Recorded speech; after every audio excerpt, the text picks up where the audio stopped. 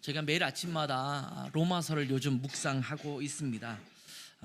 로마서는 굉장히 중요한, 성경에서 굉장히 중요한 위치를 차지하고 있습니다. 어느 성경이든 중요하지 않은 성경은 없습니다만 로마서는 특별히 복음 메시지에 대해서 굉장히 중요한 말씀을 우리 가운데 전해주고 있는 말씀입니다. 그런데 특별히 요즘 시대야말로 로마서 묵상이 정말 필요한 것 같습니다.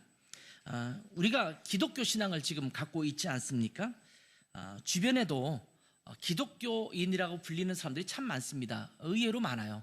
이렇게 여행을 다니고 이러다 보면 옆에 있는 사람들이, 또 주변에 있는 사람들이 교회를 다니거나 예수를 믿거나 심지어 장로님이거나 권사님이거나 목사님들, 이런 분들을 많이 보게 됩니다. 지난 주간도 제가 여행을 다녀왔는데 같이 여행하는 사람 중에서 목사님들도 많고, 지나가다 보니까 전부 한국 분들이 권사님, 집사님, 목사님 막 이러면서 얘기해서 야, 여기에 베트남에 굉장히 많은 기독교인들이 와 있구나, 이런 생각을 할 정도로 정말 많습니다. 한국 사람들이 모이면 그 중에 기독교인들이 정말 많다, 이런 생각을 하게 됩니다. 교회도 참 많죠. 주변을 둘러봐도 참 교회가 많습니다. 그런데 정말 심각한 것은 교회들이, 또 우리 그리스도인들이 점차 복음의 본질에서 멀어지고 있다는 겁니다. 기독교 역사가 굉장히 오래되기 시작하면 매너리즘에 빠진다고 하죠. 그러면서 오히려 복음에서는 멀어지고 종교적인 관습만 남아있는 경우가 참 많거든요.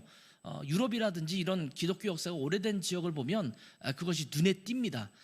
정말 예전에는 복음의 열정과 열망을 갖고 있었고 종교개혁을 일으켰고 그랬던 나라들과 또한 그런 지역에서도 이제는 그 복음의 열정을 찾아보기 힘든 그런 곳이 참 많습니다. 여러분, 교회가 무엇입니까? 교회가 무엇을 하는 단체입니까? 지난 학기 신학대학원 학생들이라든지 또 학부 학생들 강의를 하면서 제가 첫 번째, 두 번째 시간에 이어서 했던 질문 중에 하나가 이거였습니다. 여러분, 교회가 뭐라고 생각하세요? 근데 의외로 신대원 3학년이면 이제 학부 때부터 공부하면 7년째 신학을 공부하는 사람들도 그 안에 있지만 교회에 대해서 명확하게 답변을 하지 못하는 경우를 참 많이 보게 돼요. 여러분, 교회가 무엇입니까? 여러분이 교회를 다니고 있는데 이 교회가 뭐라고 생각하십니까?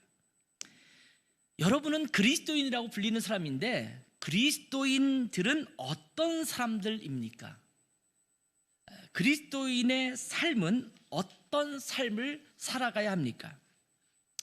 이 본질적인 질문, 이 질문에 제대로 답을 갖지 못한 교회들과 그리스도인들이 너무나 많다라는 것이 느껴집니다. 정말 심각합니다. 물론 포괄적으로 또는 추상적으로 답을 한다고 한다면 아마 틀리지 않는 답을 하는 분들이 대부분일 겁니다. 여러분에게 딱 물어봤을 때 여러분이 답하는 것이 틀리지 않는 것이 대부분일 거예요. 다 맞는 대답을 할 것입니다. 그런데 복음의 요점 또는 교회의 본질, 이것을 똑부러지게 이야기하지 못하는 경우가 참 많습니다. 그 핵심을 모르고 있다면 교회도 그리스도인들도 대충 얼버무려서 살아가게 될 가능성이 커지게 됩니다.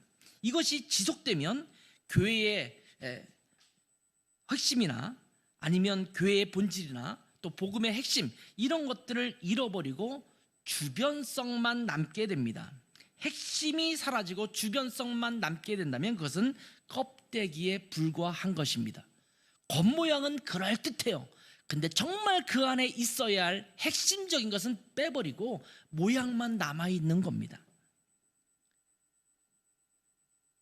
하나의 종교단체 또는 자선단체, NGO로 그 역할을 교회가 충분히 감당할 수 있을지 모르지만 더 이상 주님의 교회라고 말하기는 어려울 것입니다. 핵심이 사라지면 멋진 종교인 또는 선행을 잘 베푸는 선한 사람, 그리고 성품이 잘 다듬어지는 성자와 같은 사람은 행사할 수 있을지 몰라요. 그러나 하나님이 거의 기뻐하시는 하나님의 신실한 자녀라고 말하기는 어려울 것입니다. 그렇기 때문에 우리가 이 핵심을 잃어버리지 말아야 합니다. 복음의 본질, 복음의 핵심, 이것을 잃지 말아야 합니다. 그래야 교회가 든든히 서가고 그리스도인으로서의 온전한 삶을 살아갈 수 있는 것입니다. 그런 의미에서 이 복음의 핵심, 이것을 말해주고 있는 로마서를 묵상하는 것은 정말 중요하다고 봅니다. 여러분 지금까지 로마서 묵상 잘 해오셨어요? 이럴 때 하셔야 돼요. 여러분 큐티라는 본문을 통해서 우리 가운데 말씀이 주어지면 그때 아니면 읽기 어렵거든요. 또 한참 지나야지만 또 읽게 되거든요. 여러분 주어졌을 때 정말 잘 읽으시면서 묵상하시는 여러분 되셨으면 좋겠습니다. 오늘 본문의 앞부분인 로마서 6장, 지금 저희가 15절부터 읽었잖아요. 그 앞부분에는 뭘 얘기하고 있냐면 침례에 대한 이야기를 해주고 있습니다. 제가 침례식을 할 때면 종종 이 본문으로 설교를 하는데, 이 침례의식이 뭐냐? 침례의식은요, 복음의 본질을 이야기해 주는 겁니다. 침례, 보통 우리가 세례라고 말을 하지만 세례는 물을 뿌리는 의식이잖아요. 근데 원래 예수님께서 받으셨던, 그리고 초대교회 때 받았던, 그리고 로마 카톨릭 시절에도 초창기에는 전부 침례를 했어요. 침수례라고 하죠. 물속에 사람을 집어넣었다 빼는 침수 침례를 했습니다. 이것이 나중에 역사적으로 좀 너무 번거롭고 또 물이 없는 경우도 있고 또 몸이 아프고 거의 내일 모레 죽을 것 같은데 침례를 안 받으면 안 될 것 같고 뭐 이런 상황에서 이제 이 세례라는 것도 생겨나기 시작했지만 원래 의식은 침례라는 거예요. 성경에도 고린도전서라든지 오늘 로마서의 6장 앞부분에서도 침례 의식을 설명하고 있는데 세례를 가지고는 이 본문들이 설명이 안 됩니다. 그러니까 원래의 의식으로 물속에 넣었던 침례 의식을 우리가 봐야지만 복음의 핵심을 알 수가 있어요. 이 침례 의식이 어떤 것을 의미해요? 어떤 의식이든 다 의미가 있지 않습니까? 결혼식을 할 때도 뭐 입장을 하고 반지를 끼워주고 뭐 이런 여러 가지 것들이 의미가 있듯이 침례 의식도 의미가 있거든요. 침례 의식은 물속에 들어갔다 나오잖아요. 물 밖에 있을 때, 물속에 들어가기 전에는 죄인된 나의 모습이에요. 그런데 이 죄인된 나의 모습이 물속에 들어가면서 장사되는 거예요. 죽은 거예요. 예수님께서 십자가에 달려 돌아가신 것처럼 나도 죄에 대해서 죽었습니다. 물속에 들어가서 죽는 거예요. 그 안에서 장사가 되는 거예요. 그리고 다시 물속에서 나오는 것을 통해서 예수 그리스도께서 부활하신 것처럼 나도 이제 하나님께 대하여, 죄에 대해서는 죽었지만 하나님께 대하여 새로운 생명을 가진 새롭게 태어난 자입니다 라는 것을 보여주는 것이 물속에서 나오는 거예요. 그러니까 제대로 된 거듭남, 제대로 된 복음의 핵심을 잘 설명하려면 이제 물속에 들어갔다가 나오는 침례를 받는 것이 그것을 고백하는 아주 주요한 그러한 의식이라는 생각이 듭니다. 그래서 저희 라이트하우스 무브먼트 안에 있는 교회들은 장로교단도 있고 감리교단도 있고 성결교단도 있는데 전부 저한테 침례 의식을 어떻게 하면 좋겠느냐라고 묻더라고요. 그래서 아니 교단이 침례교관인데 뭘 침례를 주려고 해요? 그랬더니 다들 이 침례를 줘야지만 제대로 복음이 설명될 것 같아서 자기들은 침례를 주기로 했다, 이렇게 말씀하는 교회들이 여러 교회 되더라고요. 아무튼 이 6장 앞부분에서는 침례 의식을 통해서 복음의 핵심을 설명해 주고 있습니다. 우리가 거듭난 자라면, 구원받은 사람이라면 죄에 대해서 죽고 의에 대해서 살아있는 자라고 말씀하고 있는 내용이 로마서 6장 앞부분의 이야기입니다. 자, 여기에서 죄에 대해서 죽었다는 말이 무엇이냐? 죄에 대해서 죽었다는 것은 죄에 대해서 더 이상 반응하지 않는다는 거예요. 죽은 자는 반응이 없어요. 죽은 자는 말이 없어요. 근데 죄가 건드려도 나는 죄에 대해서 죽었잖아요. 그럼 죄가 툭툭 치는데도 난 죽었기 때문에 꿈쩍도 하지 않아요. 근데 의에 대해서는 살았어요. 그러면 의가 나를 건드리면 어떻게 돼요? 반응을 하는 거죠. 하나님께 대해서 살았어요. 예전에는 하나님께 대해서 죽고 죄에 대해서 살았던 그때에는 하나님이 아무리 이를 건드려도 반응하지 않아요. 영적으로 죽어 있기 때문에. 근데 죄가 뭘 말을 하면 자꾸 건드려지면 거기에 반응을 했어요. 근데 이제는 죄에 대해서는 죽고 하나님께 대해서 살았기 때문에 하나님께 영적인 반응을 하게 된 자가 됐다라고 말씀하고 있는 겁니다. 자, 그러면서 오늘 본문을 이야기하는 거예요. 자, 먼저 우리는 누구의 종인가? 이런 질문부터 한번 시작했으면 좋겠습니다. 이렇게 의에 대해서 살고 죄에 대해서 죽은 사람이다 라는 얘기를 해주면서 뭐라고 말하고 있냐면 너는 누구의 종이냐? 이런 질문을 바울이 던지고 있는 거예요. 15절을 봅시다. 그런즉 어찌하리요? 우리가 법 아래에 있지 아니하고 은혜 아래에 있으니 죄를 지으리요? 그럴 수 없느니라. 자, 우리가 예수님 안에서 그 은혜 속에서 살아가는 자가 되었습니다. 우리의 행위가 아니라 우리가 조금 아까 불렀던 찬양처럼 예수 그리스도께서 십자가의 보혈을 흘려주셨기 때문에 그 은혜로 우리를 구원해 주신 것입니다. 더 이상 우리의 행위는 우리의 구원에 아무런 영향을 미치지 못합니다. 그렇다면 우리의 행위가 구원받는 데 있어서, 의인이 되는 데 있어서 아무런 영향을 갖는 것이 아니라고 한다면 이제는 행위에 대해서 아무렇게나 해도 될까요? 내가 죄를 지어도, 내가 행위를 엉망으로 살아도 하나님께서 은혜로 우리를 구원하시잖아요. 믿으시죠? 여러분이 개판으로 살아도 하나님은 여러분을 은혜로 구원하세요. 예수님 믿기만 하면. 그렇죠? 믿으시죠? 그러면 아무렇게나 살아도 될까요? 예수님께서 나를 구원하셨는데 내가 아무리 했어도 나는 완벽한 삶을 살 수 없어. 그러니까 어차피 그렇게 살지 못할 거, 그리고 내가 행위로 구원받는 게 아니니까 그냥 이 땅에는 마음대로 살자, 이렇게 생각하는 사람도 있을 수 있다라는 겁니다. 구원파들이 그렇게 해요. 내가 예수님의 보혈로 구원받았어요. 내 행위는 별로 상관이 없다고 그들도 믿거든요. 그러니까 내 행위는 아무렇게나 해도 되는 거예요. 책임지지 않는 삶을 사는 거예요. 얼마 전, 오래됐죠, 세월호 사건이 있지 않았습니까? 그게 그 구원파에 해당되는 기업이지 않습니까? 그 선장이나 이런 사람들이 왜 그런 일이 벌어졌을 때 학생들을 구출하지 않고 자기 혼자만 빠져나왔을까요? 그런 의식이 없어요. 내가 죄를 지어도, 내가 잘못해도 그것으로 인해서 하나님께 벌 받는다고 생각하지 않아요. 이게 잘못된 구원론입니다. 구원파의 구원론은 잘못된 구원론이에요. 그래서 그들을 구원을 강조하기 때문에 잘못된 구원을 강조하니까 또 구원파라는 말을 쓰기도 하거든요. 바울 사도는 그렇기 때문에 우리에게 다시 한번 15절 말씀을 통해서 일침하고 있는 거예요. 너희가 의롭게, 행위로 의롭게 된 것이 아니라 하나님의 은혜로 말미암아 은혜 아래에 있으니 그럼 내가 죄를 지어도 되느냐, 이렇게 말하고 있단 말이냐? 결코 그럴 수 없다, 이렇게 말씀하고 있는 겁니다. 그러면서 사도 바울은 우리가 누구의 종인가를 다시 확인시켜주고 있습니다. 그리스도인의 정체성을 다시 확인시켜주고 있습니다. 여러분은 누구의 종입니까? 아마 여러분은 뭐야, 난 자유인인데 뭘 누구의 종이냐고 물어, 이렇게 그런 표정으로 바라보시는 분도 있겠습니다만, 여러분도 누구의 종이죠? 여러분이 교회 오면 굉장히 많이 자기가 종된 것임을 드러내는 표현들을 해요. 그게 뭐냐면 주님이라는 표현이에요. 주님.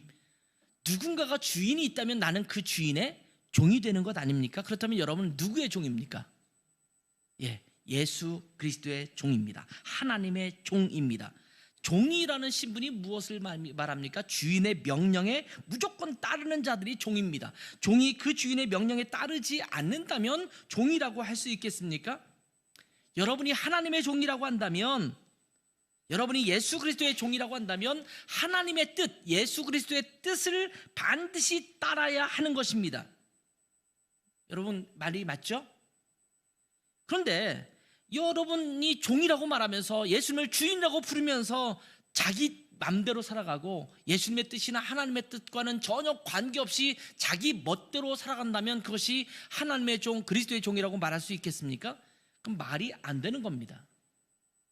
오히려 우리는 예수 그리스도를 종으로 부를 때가 많아요. 여러분은 안 그렇다는 표정으로 지금 저를 바라보고 계시지만 여러분 그렇게 신앙생활하는 사람 참 많습니다. 자기가 필요할 때면 하나님을 불러내요. 예수님의 이름으로 불러냅니다. 그리고 나 요거 필요하니까 이렇게 해주세요, 기도하잖아요. 그리고 안 해주면 짜증냅니다. 나 이런 하나님 안 믿어, 이렇게 앙탈을 부리기도 해요. 빨리빨리 응답해 주지 않으면 하나님 이거 아니지 않습니까? 라고 말하기도 해요. 그러다 보니까 뭐 하나님 까불면 죽어, 뭐 이런 이상한 표현도 한단 말이에요. 하나님이 자기 종이야. 여러분, 우리가 그리스도의 종이고 하나님의 종이지 우리가 하나님을 부리거나 예수 그리스도를 부리는 것이 아닙니다. 마치 무당이 귀신을 부리듯이 그렇게 하는 것이 아니라는 말씀입니다. 말로만 주님이라고 부르는 것이지 순전히 자기 멋대로만 살아간다면 그것이 무슨 주님의 종이겠습니까? 그래서 16절부터 18절의 말씀에서 이런 부분을 이야기해주고 있습니다. 함께 읽어보겠습니다. 다시 한번 읽어볼게요. 16절부터 17절 시작. 너희 자신을 종으로 내주어 누구에게 순종하든지 그 순종함을 받는 자의 종이 되는 줄을 너희가 알지 못하느냐? 혹은 죄의 종으로 사망에 이르고 혹은 순종의 종으로 의에 이르느니라.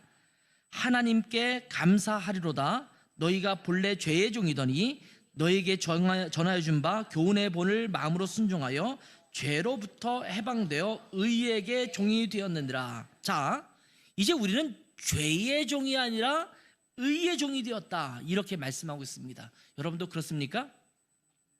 여러분은 의의 종입니다. 그렇다면 죄의 종이 아니기 때문에 죄에게 순종하면 안 돼요. 죄를 따라가면 안 되는 거예요. 죄를 따라가는 사람은 죄의 종이에요. 자기의 주인을 따라가는 거니까. 이제는 하나님의 의를 따라 살아가는 자들입니다. 아멘. 여러분은 그런 자가 된 거예요. 그것이 우리 그리스도인의 아이덴티티입니다. 누구든지 자기가 누구에게 순종하는가에 따라서 그 따르는 자의 종이 되는 것이라고 말씀합니다. 우리가 예수 그리스도와 더불어 죄에 대해서 죽고 예수님의 부활과 더불어 의에 대하여 산 자가 되었다면, 그래서 이제 의의 종이 되었다면 당연히 의를 따르는 자들이 되어야 하는 것입니다. 근데 중요한 것은요, 이 의를 자기 멋대로 정하면 안 돼요. 의의 종이라고 말하면서 그 의의 기준을 자기가 정해요. 그러면서 자기가 정한 그 의에 따라 살아가는 거예요. 그리스도인들도 그런 사람 많거든요. 이 의는 누가 정하느냐? 내가 옳다고 생각하는 것들을 의라고 판단하는 것이 아닙니다. 그 의는 하나님이 정하시는 것입니다. 그렇기 때문에 이 하나님의 말씀, 하나님께서 우리에게 주신 이 말씀에 따라 살아가는 것이 바로 의의 종이 되는 것입니다. 여러분이 의의 종이라면 하나님께서 말씀해 주시는 하나님의 뜻, 이 말씀에 따라 살아가는 것을 말하는 것입니다. 자기 멋대로 이것이 의로운 삶이지 라고 규정하고 그렇게 성경을 읽고 성경을 그렇게 공부하면 안 되는 겁니다. 하나님의 말씀이 무엇인지, 주님께서 무엇을 요구하시는지, 하나님의 선하신 뜻이 무엇인지 이 말씀을 읽고 묵상하면서 그 말씀이 말씀하시는 것에 따라서 살아가는 삶이 되어야 합니다. 하나님의 말씀이 우리에게 어떤 삶을 요구하는지를 보면서 그 말씀에 따라 살아가야 한다는 것입니다. 여러분은 누구의 종입니까? 이제 더 이상 죄의 종이 아닙니다.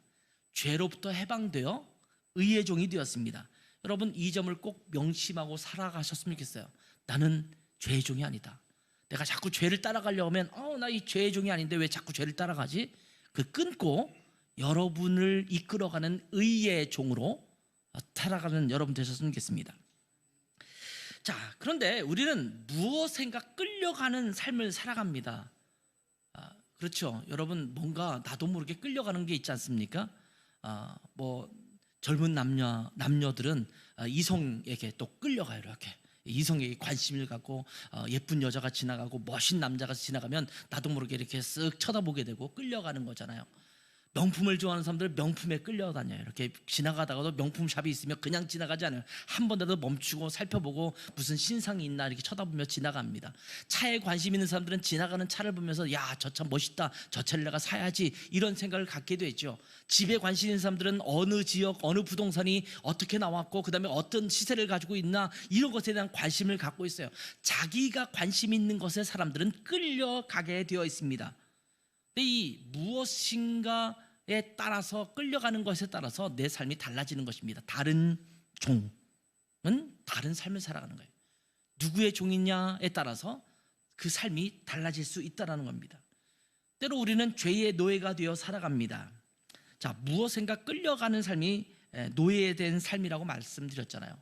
담배에게 끌려가는 삶, 담배의 노예죠. 담배를 피시는 분은 자기 멋대로 못 끊어요. 끊으려고 애쓰는데도 안 돼요. 그럼 뭐예요? 담배의 종이 된 거예요. 어떤 사람은 술에 끌려다닙니다. 말로는 술을 끊는다고 말하고 나는 술을 내가 맘만 먹으면 안 먹을 수 있어 라고 말하지만 쉽지가 않아요. 계속 술에 끌려달려요. 내가 술을 먹는 건지 술이 나를 먹는 건지 모르는 거예요. 어떤 사람은 게임에 끌려가요. 게임의 노예가 되는 거죠. 음란에 끌려가는 삶, 이것은 음란의 노예입니다.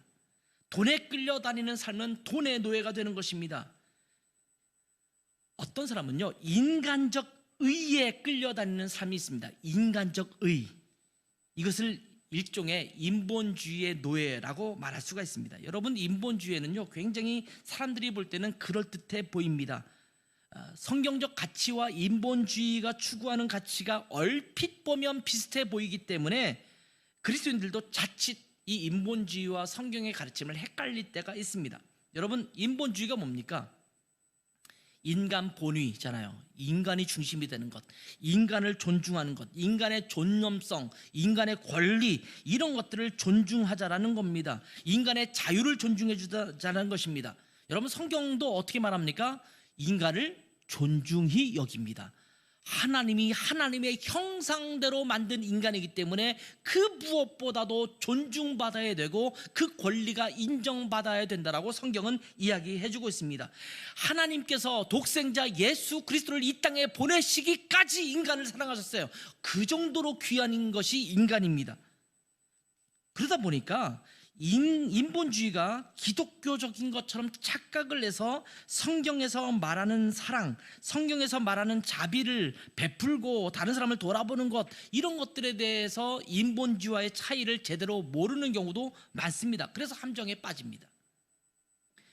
인본주의적 가치를 마치 성경적 가치인 것처럼 착각해서 인본주의적 주장에 동조하는 그리스도인들도 꽤 많습니다. 정말 조심해야 합니다. 인본주의 자체를 나쁘다고 볼 수는 없지만 그 끝이 살짝 달라요. 우리는 하나님 중심으로 살아가는 겁니다. 하나님이 인간을 귀하게 여기기 때문에 인간이 귀한 거예요. 그런데 인본주의에서는 거기에서 하나님이 빠져요. 하나님은 없고 그냥 인간이 그 무엇보다 중요해요. 그러니까 하나님보다 인간이 더 중요한 것으로 마지막에는 가거든요. 여러분, 예를 들어서 동성애에 대해서 인정하지 않은 것, 이런 것들은 인본주의적 입장에서 볼 때는 맞는 말이죠. 성소수자에 대한 배려, 그들의 권리, 그들이 자유롭게 누릴 수 있는 자유, 이것을 존중하자라는 것입니다. 연약한 자, 또 소홀히 여김을 받는 자, 이런 사람들에 대해서 존중하자고 하는 것이, 그들을 배려하자라는 것이 나쁜 얘기겠습니까? 나쁜 얘기가 아닙니다. 결코 좋은 일입니다. 그런데 성경은 단호하게 동성애는 죄라고 말합니다. 죄를 짓는 사람과 죄를 짓지 않은 사람들을 똑같이 존중할 수 있습니다. 인간으로는 존중해요. 그러나 그 죄에 대해서는 단호해야 합니다. 그렇지 않아요? 살인을 저지른 사람, 아니면 그 도둑질을 한 사람, 이런 악한 행위를 한 사람들을 그들도 똑같은 인간이기 때문에 존중해 줘야 된다고 말할 수 있죠. 인간이기 때문에 인간으로서는 존중받아야 되지만 그 죄의 대가는 치러야 되는 거잖아요. 동성애도 똑같은 코드입니다. 동성애자는 나를 저도 사랑합니다. 그들 존중합니다. 그들의 권리도 인정합니다.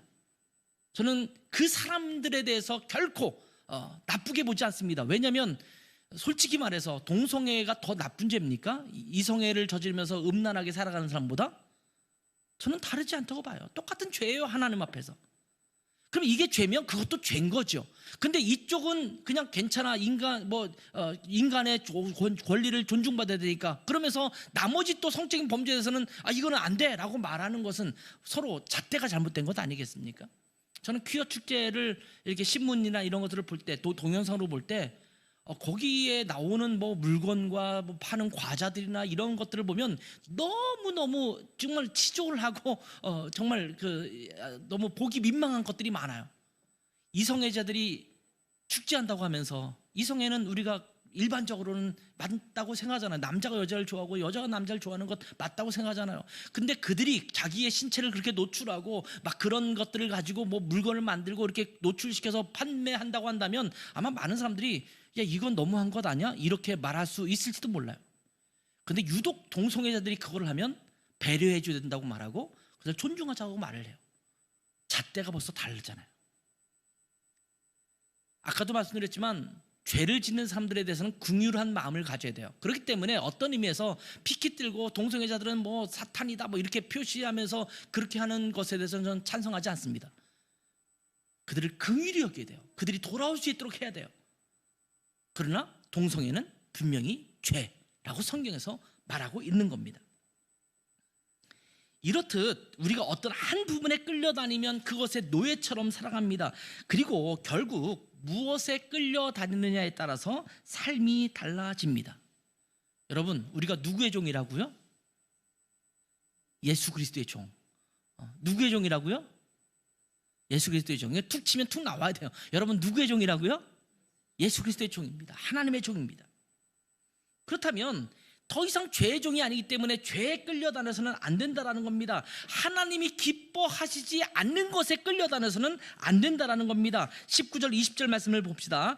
너희 육신이 연약함으로 내가 사람의 예대로 말하노니 전에 너희가 너희 지체를 부정과 불법에 내주어 불법에 이른 것 같이 이제는 너희 지체를 의에게 종으로 내주어 거룩함에 이르라. 너희가 죄의 종이 되었을 때는 의에 대하여 자유로웠다. 이렇게 말합니다. 우리가 죄의 종이었을 때 어떤 삶을 살아가느냐? 의에 대해서 자유로웠어요. 좋은 것에 대해서 이것에 자유로웠어요. 그렇게 하지 않고 자기 멋대로 죄를 살아가는 것이 그들에게 기쁨이었고 즐거움이었습니다.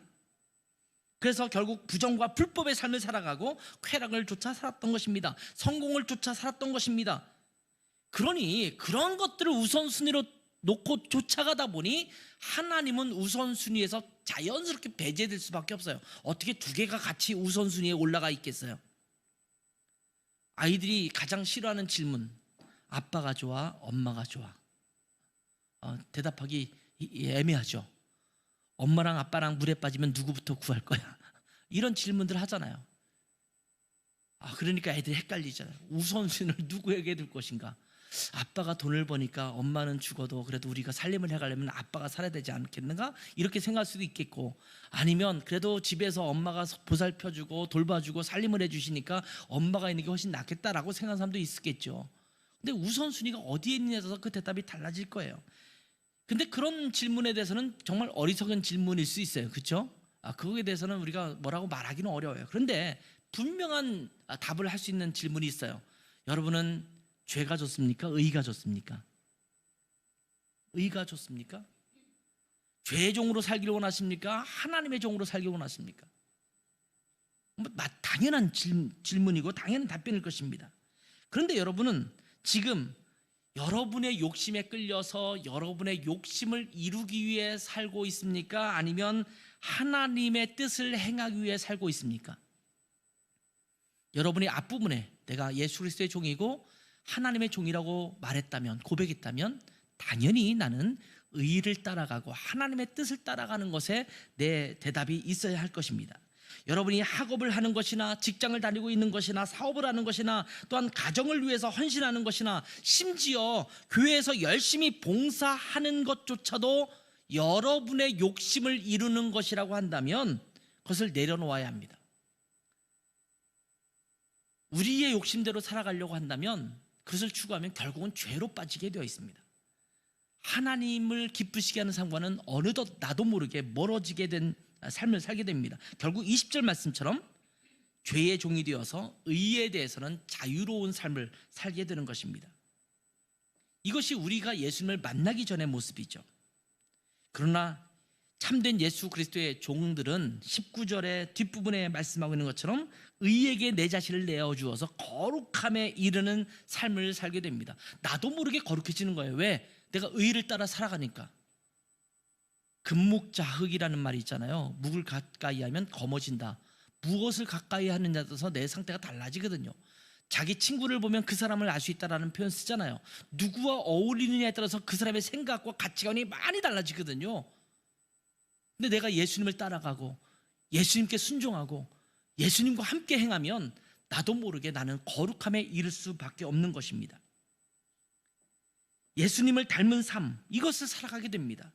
추구하는 것이 다르기 때문에 때로는요 세상에서 실패한 자처럼 여김받기도 합니다. 그것을 두려워하지 마세요. 세상에서 너를 실패했다라고 말하는 것, 이것을 듣기에 거북해하지 마세요. 내가 어떤 때는 믿음 때문에 내가 실패했다라고 다른 사람에게 이야기를 듣는다면 그것에 대해서 오히려 당당할 줄 알아야 합니다. 제가 예전에 섬기던 교회에 한 집사님이 계셨어요. 서울의 가장 좋은 대학교를 졸업하시고 미국에 있는 아주 훌륭한 대학에 가서 공부를 하고 오셨어요. 그리고 나서 이분은 한국은행이라는 은행에 취직을 하셨어요. 뭐 공부도 많이 하셨고 열심히 하셨기 때문에 나름대로 인정을 받았어요. 그래서 한때는 청와대 그 경제부 쪽에 가서 참모로 섬기기도 했어요. 근데 제가 그 당시에 중등부 담당 전도사였는데 이분이 부장 집사님이셨어요.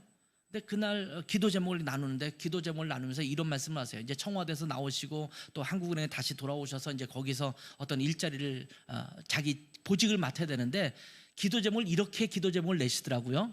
목사님, 제가 좀 한가한 보직으로 발령받을 수 있도록 기도해 주세요. 여러분 직장 다니시면 알겠지만 한가한 보직은 보통 이렇게 승진에는 걸림돌이 됩니다. 오히려 치열한 데 들어가서 열심히 일을 해야지 그 다음에 승승장구 하잖아요. 근데 한가한 보직으로 간다라는 말은 앞으로 승진과 이런 것에 불이익을 당할 수 있기도 한 그런 보직이거든요. 그래서 제가 물었어요. 집사님, 그렇게 가면 나중에 여기 경제부 장관도 하시고 이제 이렇게 하시면 좋을 것 같은데 그렇게 가면 우리나라에서 이렇게 승진하거나 뭐 한국은행장 되시거나 이런 데는 좀 걸림돌 되는 것 아닙니까? 이렇게 질문을 했어요. 근데 그분이 그렇게 대답을 하시더라고요. 맞는 말이죠. 목사님 말씀이 맞긴 한데 저는 승진에 관심이 없습니다. 저는 좀 한가한 보직에 있으면서 교회에서 섬기고 사람들을 이렇게 돌보고 이런 일에 더 많은 시간을 드리고 싶습니다. 이렇게 이야기하더라고요. 그때 제가 그분을 존경하기 시작했어요. 야, 이 집사님 정말 대단한 분이시구나. 예수 그리스도를 위해서 내가 세상의 승진이나 승승장구할 그 길을 포기하고 한가한 쪽으로 가게 해달라고 기도하는 분이 여기 많지 않거든요. 이분은 그래서 지점장을 계속 여러 곳을 하시다가 지금 은퇴하셔서 어떤 무슨 또 이렇게 고문처럼 자문위원처럼 이렇게 활동하고 계세요. 지금도 자주 이렇게 가끔씩 만나고 그러는 분인데 그런 삶을 선택하시는 분 계세요. 또 한 분을 소개한다면 코스타 강사에 여러 번 오신 분이에요. 여러분도 혹시 아실런지 모르겠습니다만 박수웅 장로님이라고 계세요. 우리 결혼할까요? 뭐 이런 책도 쓰시고 특별히 그 결혼이라든지 부부 세미나 이런 거에 강사로 많이 오시는 분이에요. 이분은요 학교를 다닐 때 의대를 다니면서 이런 기도를 했대요. 하나님, 저는 좀 가장 한가한 전문의가 어떤 것인지 좀 보고 거기에 가서 일하길 원합니다. 이렇게 기도를 했대요. 공부를 하면서 주일마다 열심히 그분은 CCC라는 동아리도 다니시고 했는데 그 동아리 활동도 열심히 하고 또 내일 예를 들면 시험인데 월요일날 시험인데 주일날 아침 일찍부터 교회 가서 섬기고 저녁 늦게까지 섬기다가 오면은 다른 친구들이 그런데요, 너 내일 시험인데 어떻게 하려고 그러냐, 의대를 잘 졸업해야지 너 좋은 과로 가는데 이렇게 얘기를 하더래요. 그럼에도 불구하고 자기는 예수님을 섬기는 것을 포기할 수 없었답니다. 그런데 늘 성적은 거의 최상위권을 유지했대요. 마지막 날 가만히 보니까 가장 한가한 그 쪽이 어떤 분야인가 했더니 마취과더래요. 그냥 마취 주사 하나 딱 놓고 지켜만 보면 된대요. 그리고 퇴근하면 끝이고 수술 아니면 별로 이렇게 한가하더라고요. 그래서 그분이 마취과를 선택하셨어요. 근데 그분이 마취과를 선택한 이유는 딱 한 가지 이유입니다. 시간이 많이 남아돈다. 거기 가서 일하면. 근데 미국에 가셔서 굉장히 좋은 병원의 마취과로 쭉 사역을 하시면서 돈도 많이 버시고 여유 있게 살면서 풍요롭게 사시면서 시간적으로도 여유가 있으니까 계속 전 세계로 코스타 강사로 다니면서 젊은이들을 만나고 강의하시고 상담해 주시고 이러시거든요. 제가 한국에 온 이후로도 여러 번 지금 한국에 계시기 때문에 만나 뵙고 이랬었는데 그분은 지금 80대신데 노후의 인생을 주님과 함께 그렇게 섬기며 살고 있더라고요. 얼마나 멋있는지 모릅니다. 이분들은요 세상의 종이 아닙니다. 죄의 종이 아닙니다. 성공의 종이 아닙니다. 이 세상에서 사람들이 볼 때는 야, 너 왜 그런 삶을 선택했어? 너가 나중에 경제부 장관도 될 수 있을 텐데 왜 그랬을까? 이렇게 판단되는 그런 요소임에도 불구하고 그들은 과감히 그것을 포기하고 예수님을 위해서 살기로 마음에 결정한 사람들입니다. 이 결과가 굉장히 달라지고 있죠. 여러분, 예수님을 믿는다라는 것은 그러한 것입니다. 완전히 달라진 인생입니다. 여러분, 우리의 인생은요 결과가 굉장히 중요합니다. 근데 결과는요 과정에서 끝나지 않습니다. 과정 중에는 굉장히 실패한 것처럼 보이지만 결과가 굉장히 달라지는 경우를 종종 보게 되거든요.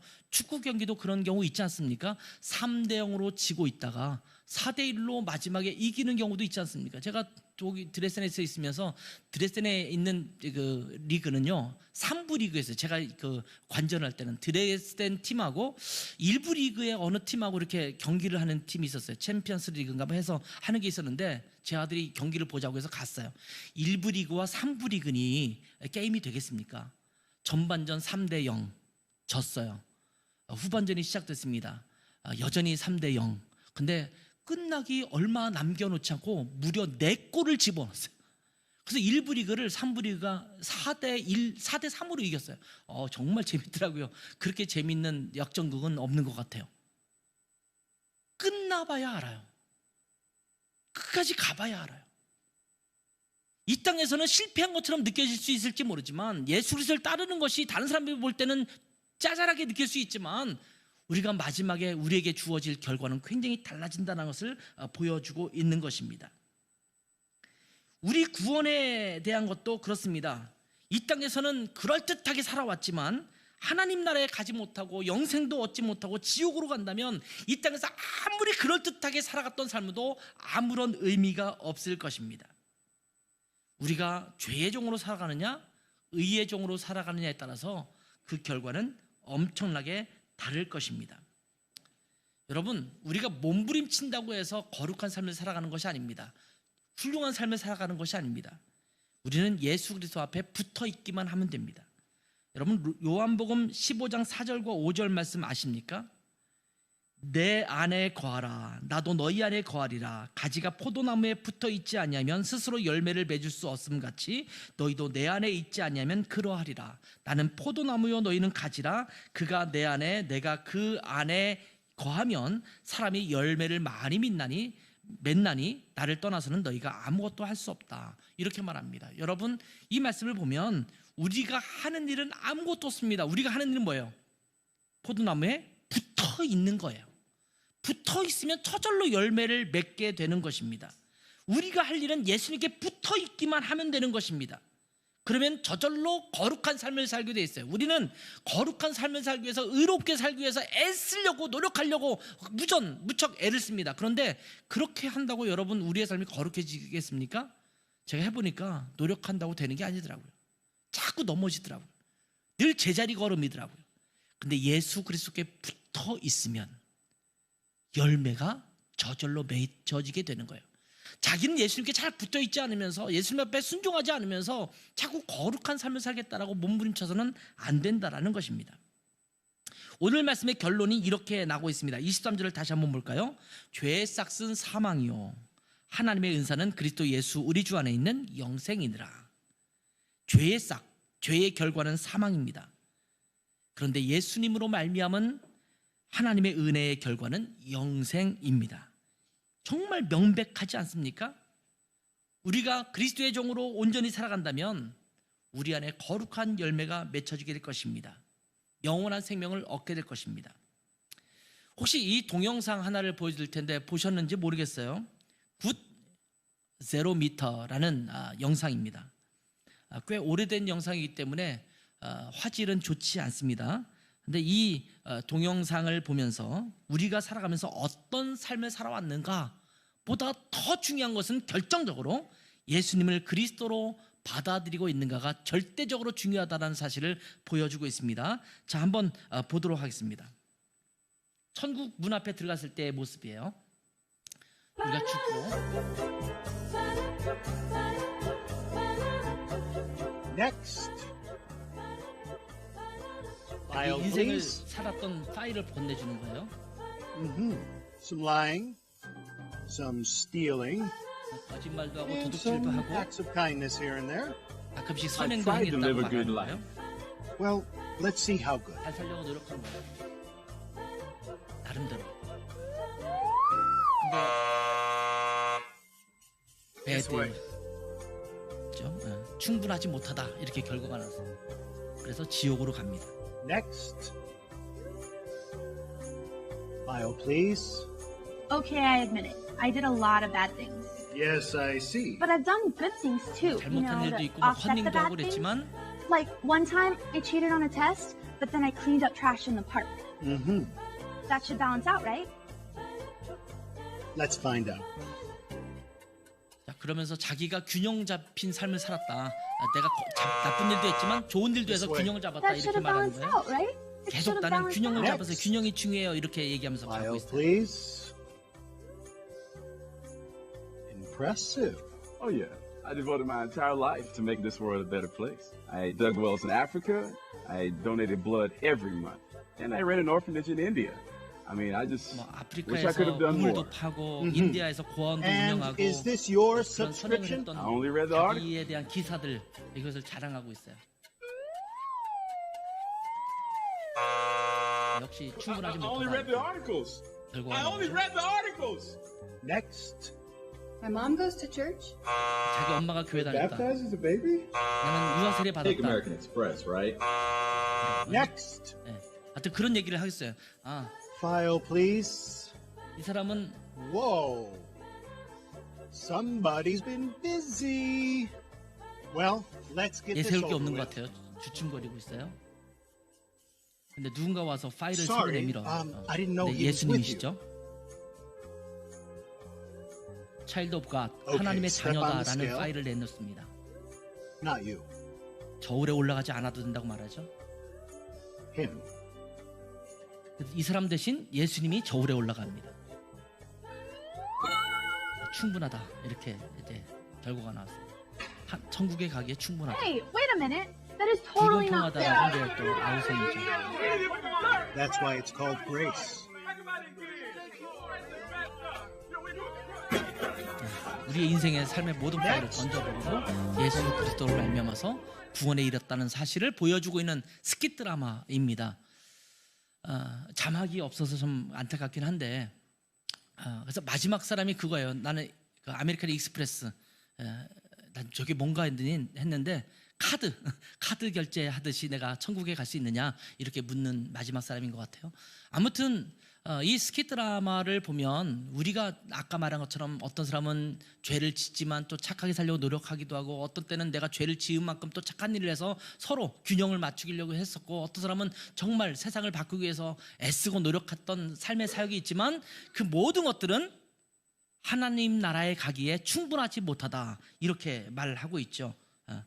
여기 보면 good enough 또는 not good enough 두 가지로 나오죠. 충분하다, 충분하지 못하다 이렇게 지금 나오고 있거든요. 천국에 들어갈 수 있는 충분한 자격은 누구에게 있느냐? 예수 그리스도로 말미암아 하나님의 자녀들이 된 사람들에게만 있다라는 겁니다. 아무리 이 땅에서 애쓰고 노력해도 우리가 천국에 갈 수 있는 마지막 그 결과, 마지막 열매를 맺을 수 있는 것은 부족하다라고 말씀하고 있는 겁니다. 이제부터 우리의 정체성을 분명히 하면서 살아갔으면 좋겠습니다. 우리는 더 이상 죄의 종이 아닙니다. 의의 종입니다. 예수 그리스도의 종입니다. 지금 로마서를 묵상하면서 우리에게 말씀하시고 있는 것이 극명하게 이겁니다. 너희는 더 이상 죄에 끌려다니는 사람이 아니다. 너희가 애쓰고 노력해도 이 죄의 문제를 해결할 수 없다. 근데 그 문제를 해결하신 분은 바로 예수 그리스도시다. 그분의 보혈로 말미암아 너희는 의롭게 되었다. 이신득의 의로 그 믿음으로 말미암아 의롭게 되었다라고 말씀하고 있는 거예요. 그러면서 예수 믿는 사람은 의의 종으로서 예수님께 순종하며 살아가면 거룩한 삶의 열매를 맺게 된다. 그리고 거룩한 삶의 열매가 지금 저희가 12장 이후부터 쭉 묵상했던 이제 공동체 안에서 우리가 서로를 어떻게 대할 것이며 형제들 향해서 어떻게 될 것이며 어떤 삶을 살 것인가로 드러날 수 있다라고 말씀해 주고 있는 것입니다. 이제 우리가 무엇을 따라 살아가야 될지를 명백하게 알게 되었습니다. 이런 자들이 바로 그리스도인들입니다. 이러한 자들이 모여서 주님의 뜻을 따르는 공동체가 바로 교회입니다. 이것이 복음입니다. 주님으로 말미암은 향기로운 삶, 이것이 우리 가운데 퍼져나가기를 바랍니다. 우리 교회가 우리의 행위와 우리의 애씀과 우리의 노력이 아니라 예수 그리스도의 종이 되어서 주님으로 말미암은 의로 가득 찬 우리 교회 공동체와 여러분의 삶이 되기를 주님의 이름으로 축복합니다. 기도하겠습니다. 하나님 아버지, 저희의 애씀과 노력이 우리를 거룩하게 만들지 못하고 또 우리를 의롭게 만들지 못한다는 사실을 우리가 로마서를 묵상하면서 계속적으로 들었습니다. 하나님, 그럼에도 불구하고 여전히 우리의 욕심에 따라 애쓰고 노력하는 우리의 행위의 모습으로 살았던 우리의 모습이 있는 것들을 주님 앞에 고백합니다. 주님, 이제 그 노력을 멈추고 예수 그리스도의 종이 되어서 주님에게 접붙임 바 되어서 주님만 따라가는 삶이 되게 하시고, 그럴 때 저절로 우리를 거룩하게 하시는 주님의 은혜를 모두가 맛보게 하옵소서. 복음의 본질이 예수 그리스도께 있음을 저희가 기억하게 하시고 주님만 따르는 복된 삶이 될 수 있도록 축복하여 주시옵소서. 감사하며 예수님의 이름으로 기도했습니다. 아멘.